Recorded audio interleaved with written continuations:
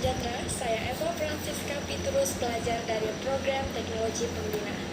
Saya dan ahli-ahli kumpulan proyek akhir tahun, Muhammad Asrul bin Jimmy serta Richard Ibrejak akan membentangkan kajian daripada proyek akhir tahun kami yang dipimpin dan diselia oleh Puan Edelin Madatang yang dihormati. Proyek kami adalah Pondok Penyimpanan Kayu Terpakai di Bengkel Teknologi Pembinaan. Sebelum memasuki topik seterusnya, mari kenali proyek kami. Di dalam sektor pembinaan terdapat banyak kegunaan bahan binaan, terutama sekali kayu.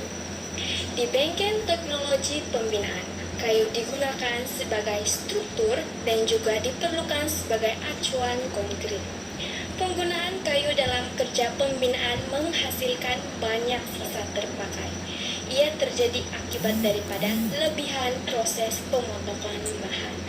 Implikasinya, pengeluaran kayu terpakai semakin bertambah. Jadi, ia harus disimpan dan ditempatkan dengan baik untuk kegunaan pengguna dalam kerja pembinaan yang akan datang. Itulah mengapa proyek pembinaan pondok penyimpanan kayu dijalankan. Berikut merupakan beberapa isi penting yang menjadi bukti dan sokongan proyek ini dijalankan. Kawasan kerja yang tidak teratur merupakan isu utama mengapa proyek pondok penyimpanan ini dijalankan. Ia karena keadaan yang tidak terurus dan mempengaruhi risiko kecederaan pengguna di bengkel. Akibatnya, longgokan kayu terpakai yang tidak teratur di bengkel berpotensi mewujudkan biologi hazard kepada pengguna. Biologi hazard merupakan sesuatu yang memberikan reaksi negatif, termasuklah kecederaan fisikal dan penyakit. Selain itu juga, keadaan kawasan kerja yang tidak teratur juga mampu mempengaruhi keselesaan pengguna, yang mempengaruhi kualitas kerja. Berikut merupakan beberapa bukti berkaitan implikasi yang akan dihadapi oleh pengguna ketika berada dalam kawasan longgokan kayu yang tidak terurus. Pertama, kecederaan fisikal akibat daripada beberapa serangga berbisa. Dan yang kedua ialah ketidakselesaan dalam menggunakan kawasan kerja yang tidak teratur yang mempengaruhi pengguna sehingga mungkin akan mengalami kecederaan. Faktor permasalahan isu keselamatan terhadap pengguna ini berlaku adalah disebabkan oleh pengurusan terhadap menyediakan kemudahan dengan baik. Pengurusan yang baik dapat mengawal sesuatu sehingga memberikan kesan yang positif. Oleh itu, pengurusan yang baik bagi menyediakan kemudahan seperti pondok penyimpanan kayu terpakai ini memberi impak yang baik kepada pengguna. Bukan saja dapat memberikan kawasan bengkel yang selesa, malah dapat mengawal keselamatan pengguna. Merupakan dua pernyataan masalah proyek ini. Yang pertama, mendatangkan risiko kecederaan kepada pengguna, dan yang kedua, mempengaruhi keselesaan pengguna. Berikut merupakan dua objektif proyek kami, yaitu membina pondok penyimpanan kayu terpakai di bengkel teknologi pembinaan. Dan kedua, menilai hasil proyek dengan menggunakan borang RFI, yaitu Request for Information. Mengapa proyek ini perlu dijalankan adalah karena ia memberikan impak yang sangat baik kepada pengguna di bengkel teknologi pembinaan. Berikut merupakan kepentingan proyek pembinaan pondok penyimpanan di bengkel teknologi pembinaan. Pertama, ia memberikan keselesaan dengan mewujudkan suasana yang teratur dan terurus sehingga tidak mempengaruhi lagi risiko kecederaan kepada pengguna sebelum ini.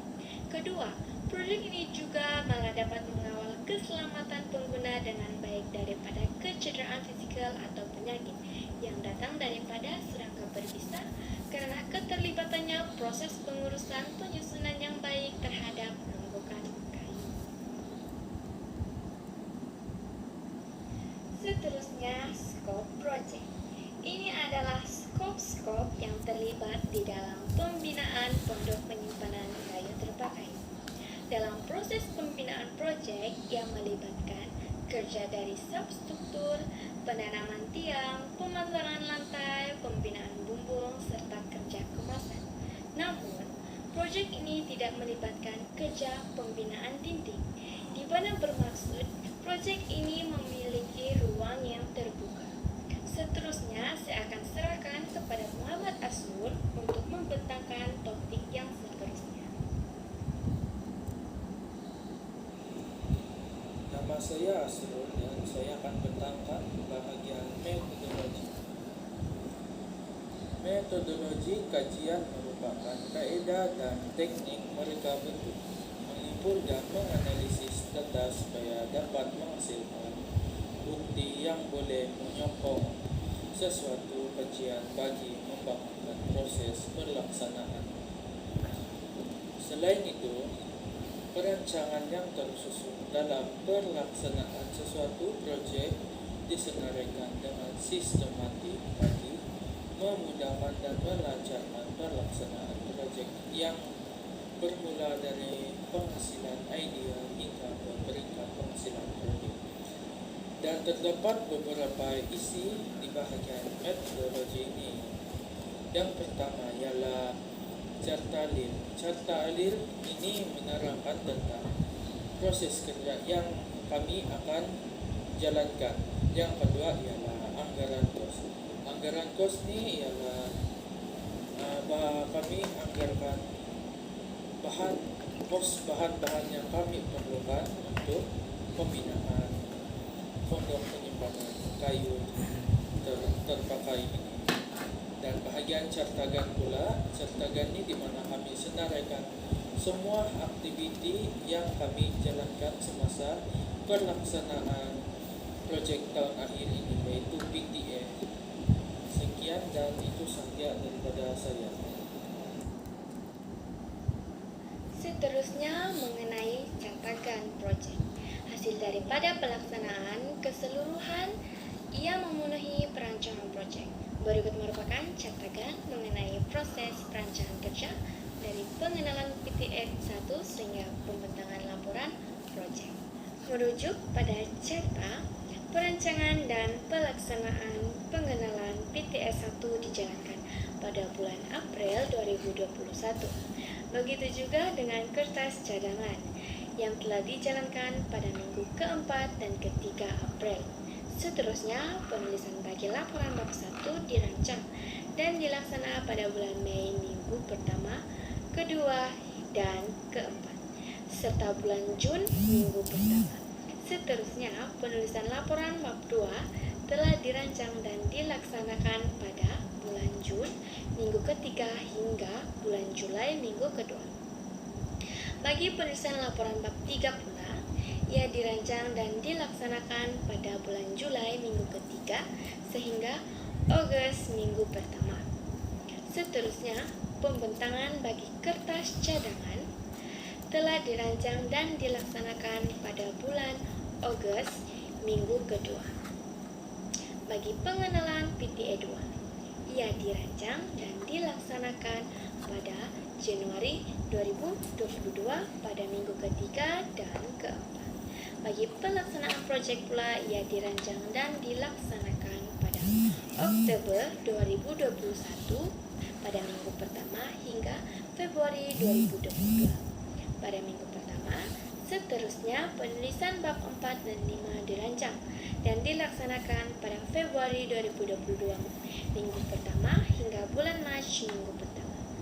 Dan akhir sekali, pembentangan laporan bagi hasil proyek dilaksanakan pada bulan Mac minggu ketiga. Berikut merupakan proses kerja yang terlibat dalam pembinaan proyek. Antara proses kerja yang dilaksanakan pada proyek pembinaan pondok penyimpanan kayu terpakai di Bengkel Teknologi Pembinaan ialah: pada fase pertama, kerja yang terlibat adalah melawat tapak, seterusnya mengenal pasti masalah, melangkar pelan, dan menganggar kos.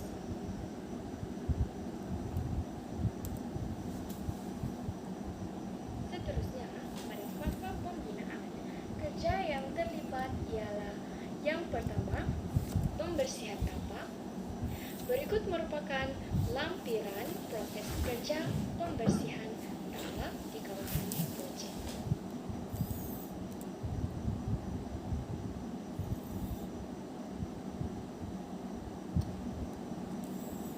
Seterusnya, merancang tanda.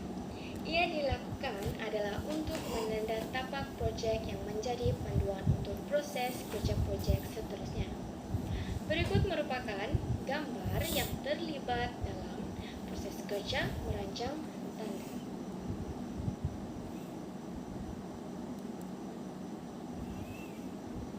Seterusnya, penggorekan lubang. Proses kerja ini adalah untuk kerja seterusnya, yaitu penanaman tiang. Berikut merupakan beberapa lampiran proses kerja yang dilakukan. Seterusnya, kerja penanaman tiang. Penanaman tiang besi pada proyek melibatkan 4 batang tiang besi sahaja. Berikut merupakan lampiran hasil penanaman tiang dijalankan dalam proyek pembinaan pondok penyimpanan. Seterusnya, pembinaan lantai. Pembinaan ini menggunakan nisbah bancuhan konkrit bertetulang, yaitu 1:2:4. Berikut merupakan lampiran proses pembinaan lantai proyek.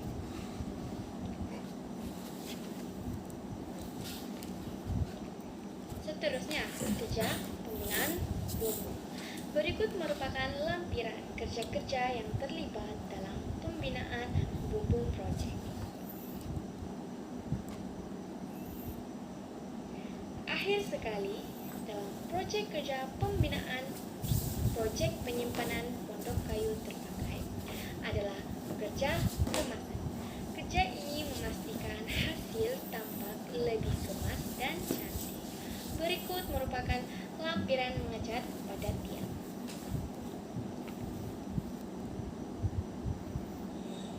Dan sekarang saya akan beralih kepada anggaran kos. Anggaran kos ini di mana kami senaraikan semua bahan-bahan yang kami perlukan semasa pembinaan pondok penyimpanan kayu ini.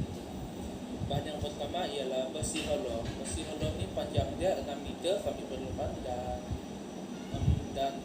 dan kuantiti yang kami perlukan adalah 4 batang dan harga seunit bagi besi hollow ini adalah Rp100 Rp19.25 dan jumlah keseluruhan bagi 4 batang itu adalah Rp477. Dan bahan kedua adalah C-channel. C-channel ini panjang dia 6 meter dan kuantiti yang kami perlukan 2 batang dan harga seunit bagi C-channel ini adalah Rp70 dan harga dan jumlah keseluruhan bagi 2 batang adalah Rp140. Yang ketiga adalah skru penutup bumbung. Skru penutup bumbung ini kami perlukan 1 kotak dan harga seunit adalah Rp51 dan jumlah Rp41. Dan bahan keempat adalah button. Button ini panjang dia 6 meter dan kuantiti yang kami perlukan 7 batang dan harga seunit bagi button ini adalah Rp45.15 dan jumlah keseluruhan bagi harga 7 batang itu adalah Rp267. Dan bahan kelima adalah penutup bumbung. Jenis penutup bumbung yang kami guna ini adalah metal plate dan kuantiti yang kami perlukan adalah 6 keping dan harga seunit bagi penutup bumbung ini adalah Rp83.60 dan jumlah keseluruhan bagi 6 keping adalah Rp501.60 dan bahan keenam adalah simen Portland biasa. Simen Portland biasa ini kami perlukan 7 bag dan harga seunit bagi simen Portland biasa ini adalah Rp18 dan jumlah keseluruhan bagi 7 bag itu adalah Rp126. Dan patok kelinggir Dan bahan ketujuh adalah batu kelikir.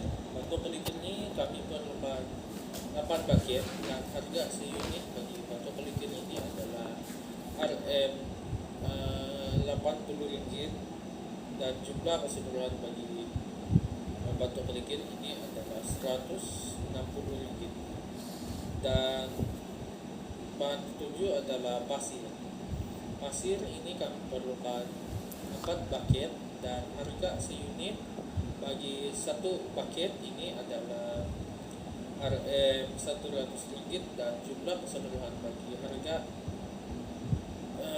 4 bucket ini adalah 400 dan jumlah keseluruhan bagi bahan-bahan yang kami gunakan adalah RM2.122.60.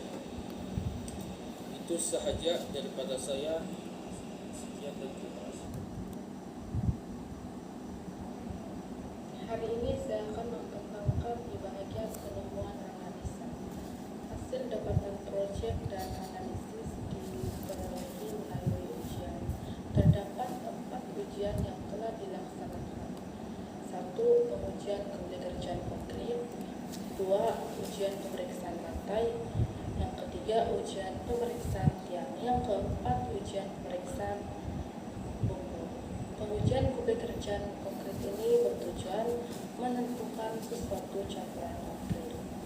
Kaidah proses bagi kerja pengujian kerjaan konkret ini adalah pertama, letakkan kon di permukaan lantai yang rata. Selepas itu basahkan terlebih dahulu sebelum dimasukkan ke dalam kon.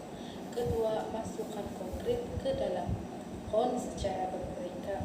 Yang ketiga, setiap lapisan itu dimampatkan dengan menggunakan rod besi sebanyak 25 kali. Keempat, tarikan kon itu secara perlahan-lahan. Kemudian letakkan di sebelah sampel konkret. Akhir sekali membuat penilaian dan mencatat hasil pengujian itu. Seterusnya, bagi ujian pemeriksaan lantai ini dilaksanakan untuk memastikan hasil lantai itu boleh diterima pakai oleh pengguna. Kaidah proses bagi kerja pemeriksaan lantai adalah yang pertama, meletakkan timbang air di atas permukaan lantai. Yang kedua, perhatikan gelembung yang terdapat pada timbang air itu tersebut. Dan selepas itu, catatkan hasil pemeriksaan kerataan bagi lantai. Bagi ujian pemeriksaan tiang pula, ujian pemeriksaan ini dilakukan untuk memastikan ketegakan penanaman tiang dan jajaran yang tepat. Kaidah proses bagi kerja pemeriksaan tiang ini ialah yang pertama, meletakkan spirit level di bahagian tepi permukaan tiang. Yang kedua, perhatikan gelembung pada alat timbang tersebut. Seterusnya, lakukan semua penelitian yang seterusnya. Akhir sekali, bagi pengujian bumbung ini dilaksanakan untuk memastikan keberkesanan hasil daripada pemasangan bumbung pondok penyimpanan kayu terpakai mencapai keputusan baik dan diterima pakai. Bagi kaidah pengujian bumbung pula, terdapat 2 kaidah pemeriksaan bagi bumbung. Yang pertama, pemeriksaan kualiti bahan. Yang kedua adalah menguji kefungsian bumbung.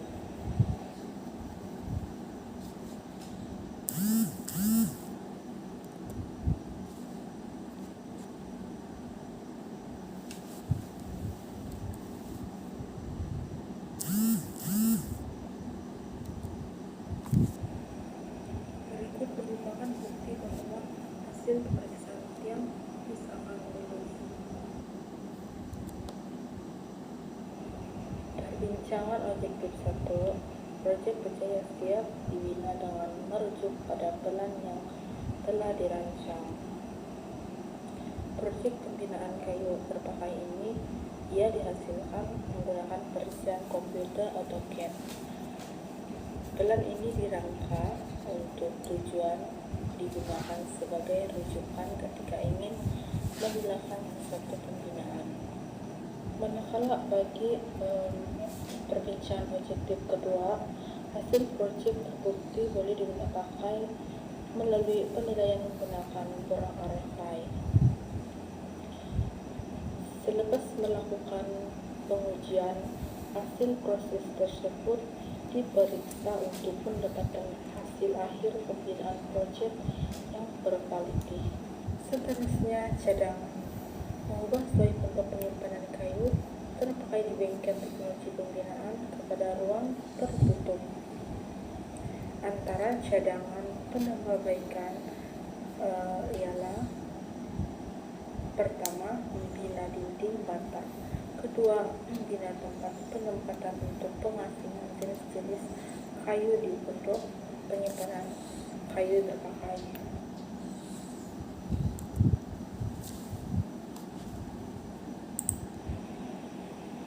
Kesimpulan bagi proyek ini adalah diharapkan dapat memberi keselesaan dan menjadi kemudahan yang baik untuk digunakan oleh pengguna program teknologi pembinaan. Seterusnya, sumber rujukan. Ini adalah beberapa rujukan dari hasil kajian proyek ini.